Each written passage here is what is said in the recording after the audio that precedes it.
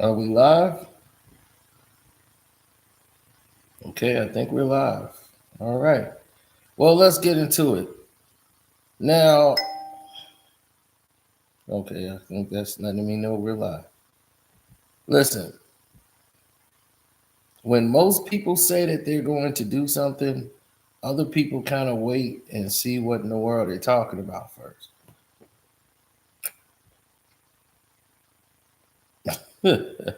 Welcome to the Day Jones story. It's your boy Carcino here. Um, don't know what's going on with Big Nate at the time. I'm gonna have to give him a call, see how he's doing. What's up, Wes?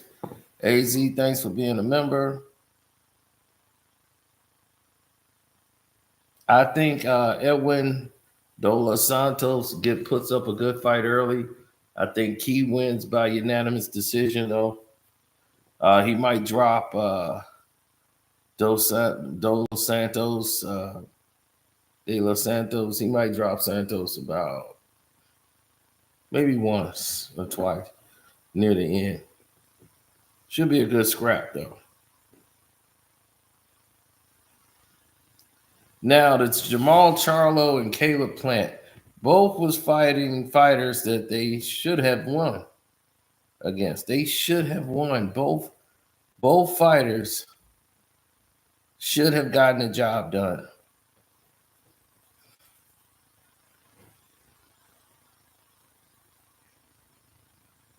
But it didn't go out that way. Now you might ask yourself, well, what happened? What happened that separated um, this situation and brought it to a standstill?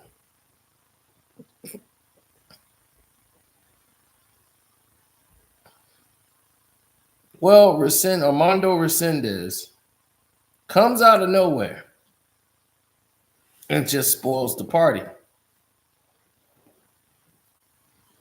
Everybody was shocked.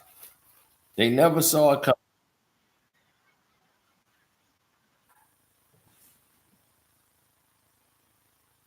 And Caleb Plant looked like a shell of himself. He looked like a fighter who was overweight.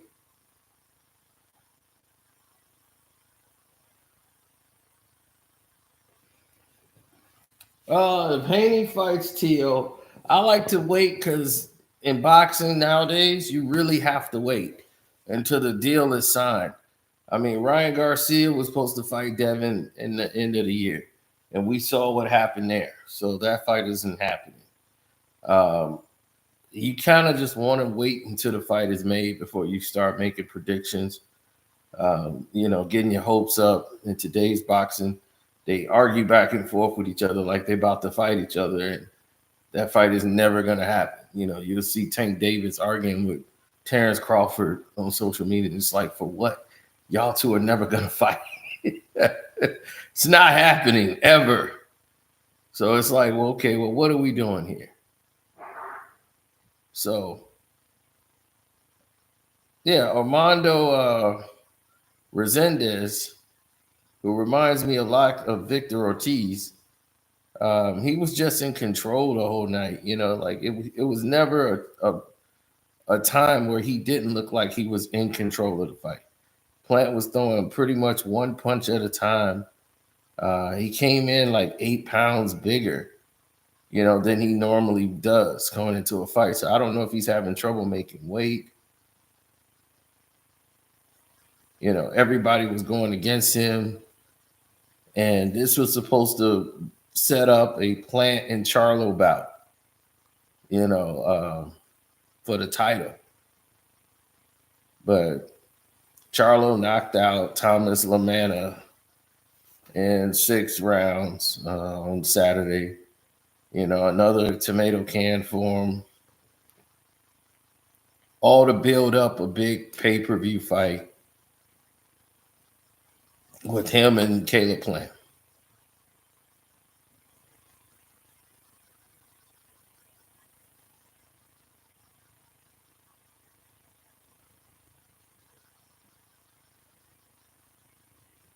So Plant believes he won the fight and said, "Well, it was a close fight. It could have went both ways, and sometimes it swings the other way in a close fight." But he says, I felt good, but it really wasn't a close fight. Um, yes, I scored it 116 to 112 for Resendez. And it just was clear to me he was the stronger fighter. He was never hurt in the fight, Resendez. He hurt Plant a couple of times in the fight.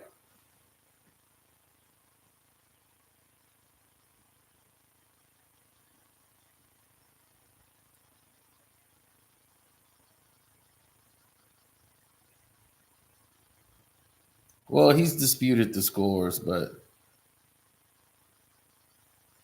what else is he supposed to do? Plant is what you would call an overachiever. He's achieved way more than he ever was supposed to achieve in the sport. So you take your hat off to him, you bow, you tip your hat and say, "You did a good job, son," because you're not even supposed to be this close to this situation. So for his sake, yes.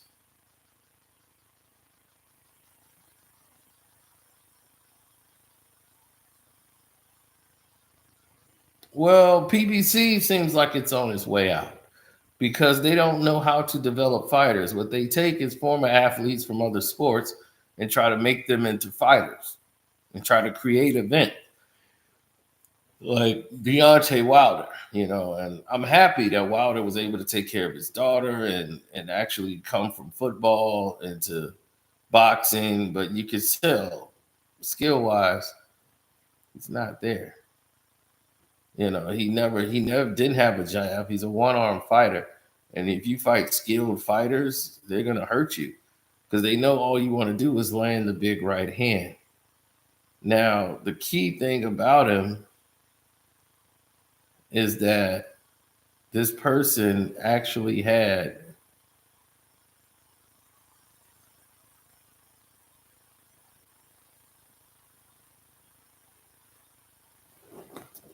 the thing about it is this: he just had the right mix. Wilder had the power, and they had the right fighters in there. He was fighting other people just like himself. And when there's no black heavyweights that's in the game now, because why would you go into boxing when you can go into the NBA and make a whole lot more money? You can go to the NFL and make a whole lot more money than you could boxing. So you have to be not good enough to play in the NFL and not good enough to make the NBA for you to say, all right, boxing look like it's the sport for us.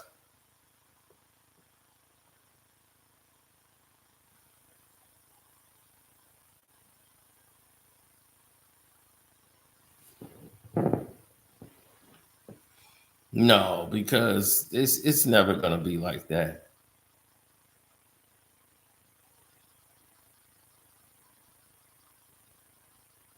Most people I know, they don't move in those tropes. Like they move in a whole different frequency.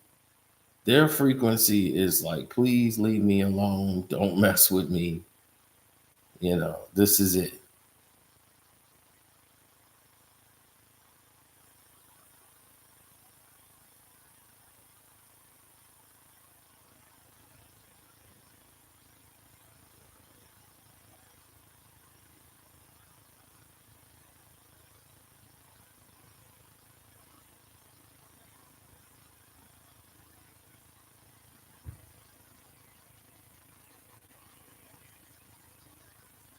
Well,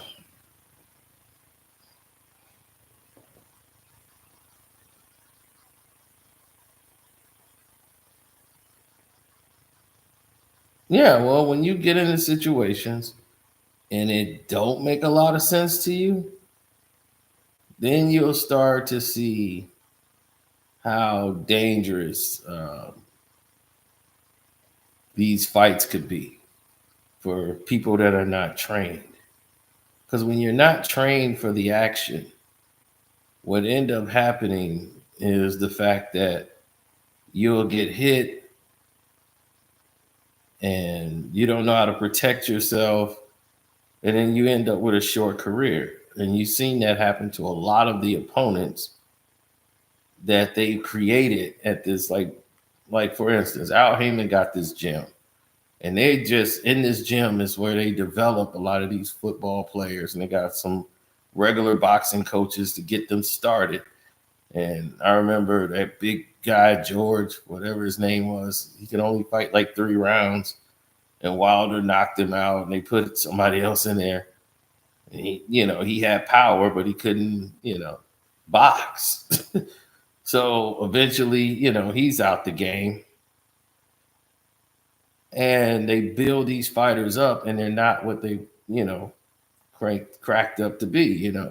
Errol Spence is a good, solid fighter, but he doesn't have an it factor.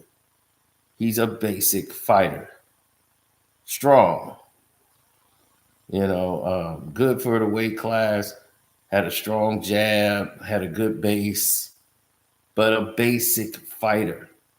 There was nothing extraordinary about Errol Spence Jr. And I kept trying to tell people he's a good fighter. When your legacy comes from stuff that happens in sparring and they're using that for your marketing, I can already tell you there's a problem.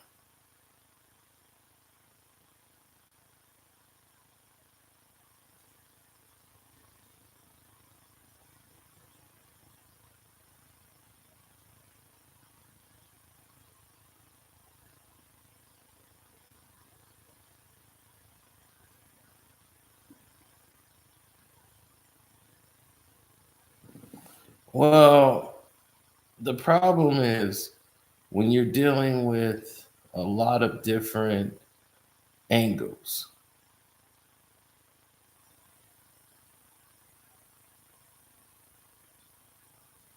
In the boxing game.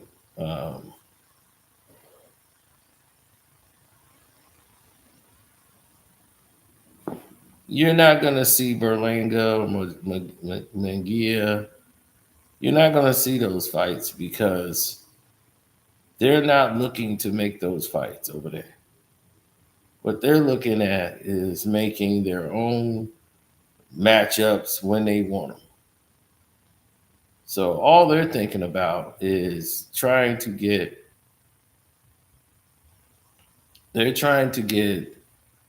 Plant and Charlo. They still gonna do that fight. They're gonna overstep the guy that won the fight and still go along with the fight with Charlo and Plant because that's the fight that's gonna make money. Charlo fights this guy, and that guy might beat Charlo, but you're not gonna make any money off of it, even though that's the fight to make. So who does this guy fight now? Because he just messed up your money. Your plan was for Plant to win, Charlo to win, make a big pay-per-view fight, all based off the slap.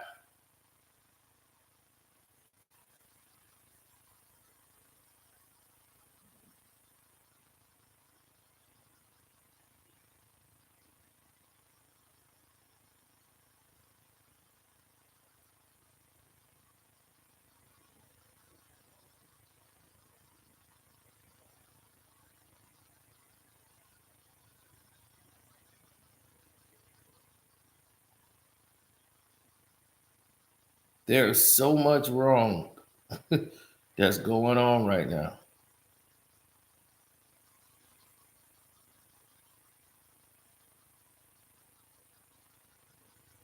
Now, you got companies. Remember, we all used to say,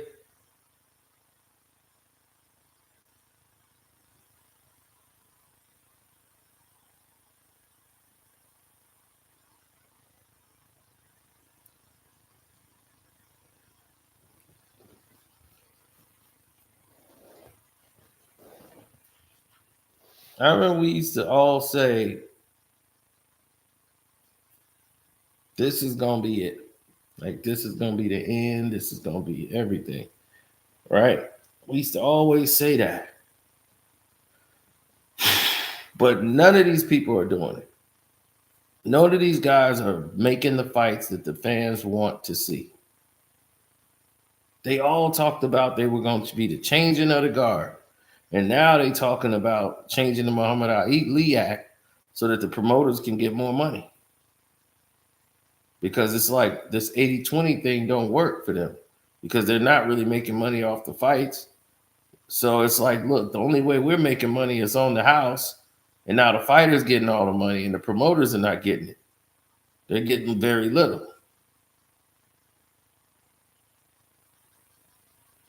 So they got to put on all these house shows. They got to market it. They got to sell it. So the only way to do that is get guaranteed money from the networks. That's how the promoter is going to make it work. Other than that, it's not going to happen.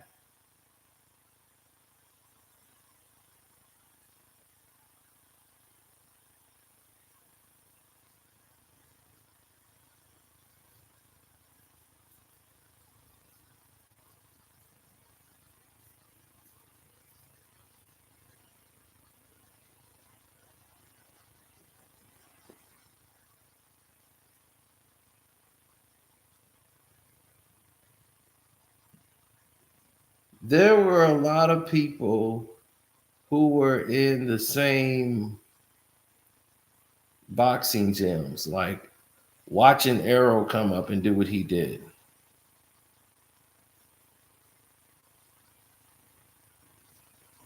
Jermall versus Canelo.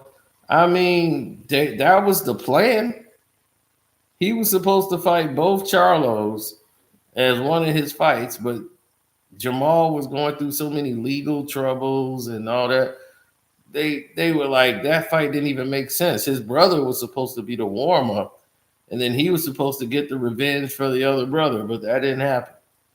And he was going to fight for the title, but that's abysmal. That just left and went. They had the storyline, but they couldn't keep their promises with PBC because they just didn't have enough money for Canelo. So Canelo has to go where he's going to go wherever the money is. And he was on a fight by fight basis. Their deal was contingent on them making promises and fights, and they couldn't do it.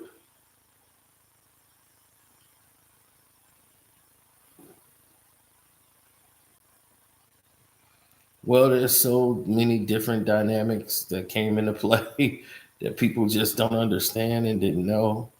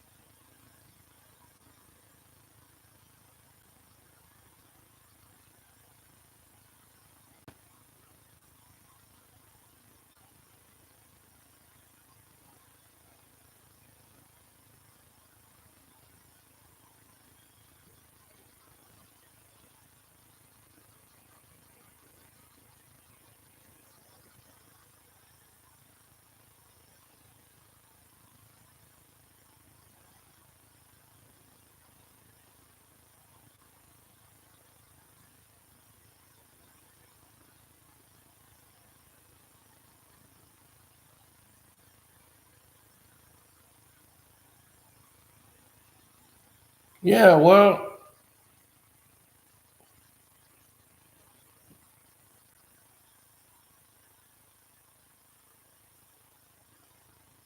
there's often all of these different entities that you would run into.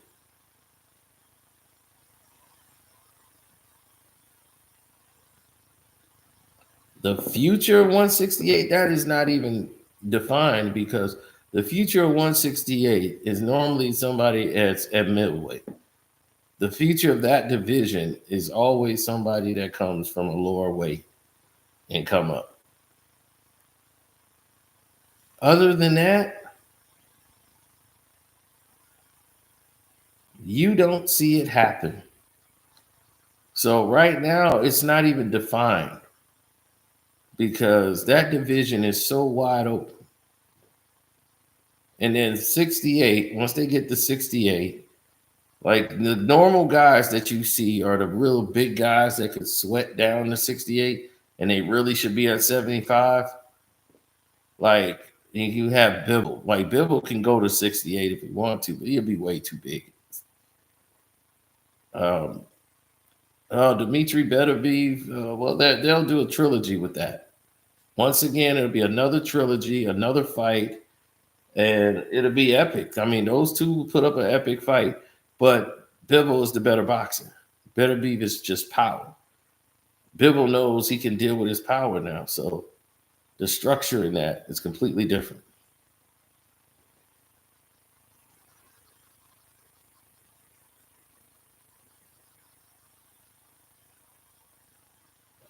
Al Heyman doesn't do interviews. He's only done one. That's when Vernon Forrest died. That was his first fighter. He gave a statement. He doesn't grant interviews. He doesn't like to be photographed. Al likes to make his money and stay quiet. That's the way he's always moved. A lot of people thought Sam Watson was Al Heyman for years, and they just would let him.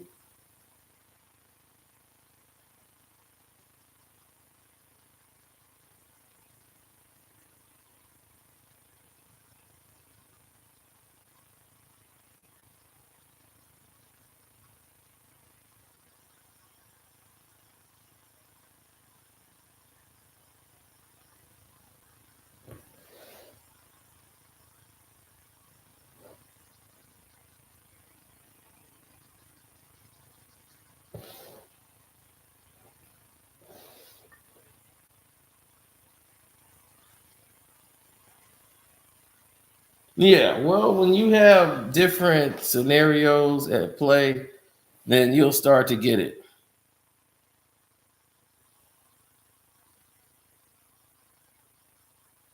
No, because at the end of the day, what's going to happen if Plant fights Charlo?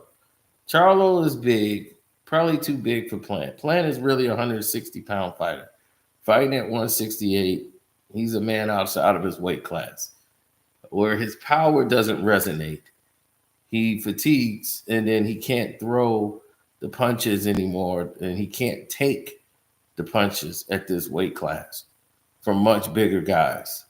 Charlo will probably hurt him and probably drop him and finish it. Probably in like 7, 8 rounds. At this point, Plant's at the end of his rope for his boxing career. And it's kind of like Danny Garcia. He got to a point where he couldn't go back to the weight he was great at. And he just couldn't get by anymore.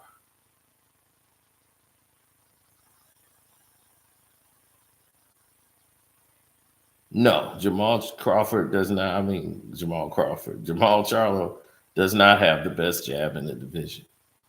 He's not a very good jabber. He telegraphs every jab he throws. It's just hard with power. There's no off speed to it whatsoever. Jermall is actually the better jabber between the two.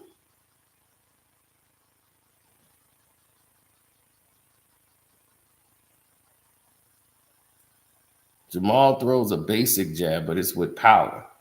Everything is hard. You see how he always turns his head when he shoots? He's just shooting it from the hip, just throwing all power. But he's just trying to set it up for an uppercut or a hook.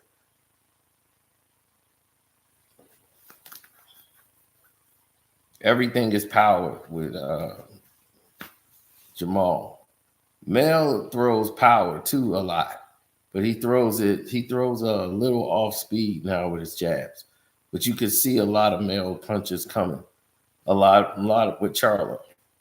Charlo just is naturally bigger, and he can just land bigger shots. It's not, it's like more commitment when Jermall throws it. He's committed to the punches a lot more than Mel.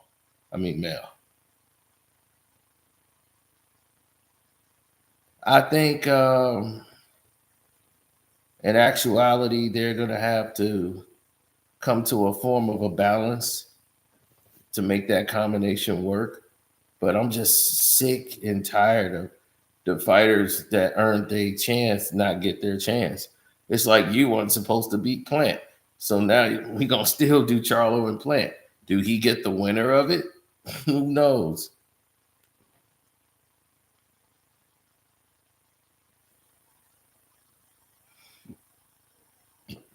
The reason why, social media. You got fighters speaking to other fighters like they're gonna fight and they never fight, and they just talking to each other on social media, and it's distracting to the fans because the fans thinking like, okay, we got to fight, and you turn around and be, okay, we don't. What's this? What it is you don't have a fight. So that's just the gist of it, man.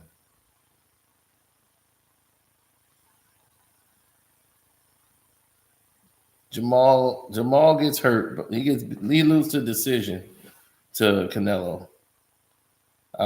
Triple G at 160. Triple G could hurt him, but he'll lose to Triple G. The reason why is because Jermall would have been hurt and probably knocked out. He never met a right hand he could block. So, yeah, that's a bad fight for them unless you wanted Jermall to Charlo to lose. They think offense, don't think defense, and athleticism was their only, defense. They didn't protect their chins, and they were in a lot of knockout, drag out fights that, he probably shouldn't have been in. But thanks, Wes. I'm going to get up out of here. Appreciate your comments. Don't forget to subscribe, become a member like Wes over here, and we out.